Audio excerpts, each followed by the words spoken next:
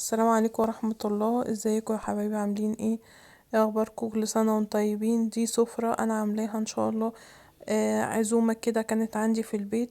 حابة ان انا اوريكم الاصناف اللي انا حطيتها على الفطار. لو حابين ان انتوا ياريت تكتبولي في التعليقات اي صنف عجبكم من دول.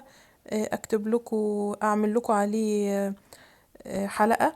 حابين ان انتوا في الصلصة اللي انا عاملاها اللي هي جنب الرز البسمتي، حابين تعرفوا طريقة اي حاجة منهم يا ريت تقولولي.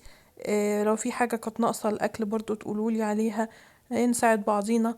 طريقة التقديم حلوة ولا ناقصها حاجة. المقبلات المخللات انا في بعض الوصفات طبعا منزلها على الصفحة، منها الكوبيبة وطريقة الكفتة المشوية اللي هي على الفحم. فياريت لو حابين انتوا تعرفوا طريقة اي حاجة تكتبولي في التعليقات وتقولولي رأيكم ايه. ويا رب يكون ده اقصر فيديو انا عملته لكم وما كنتش طولت عليكم واكون ضيفة خفيفة. وما تنسوش الاشتراك وتفعلوا زر الجرس عشان توصل لكم كل جديد من تكات ماما مها. اسيبكم تتفرجوا على بقية الاكل. والسلام عليكم ورحمة الله وبركاته.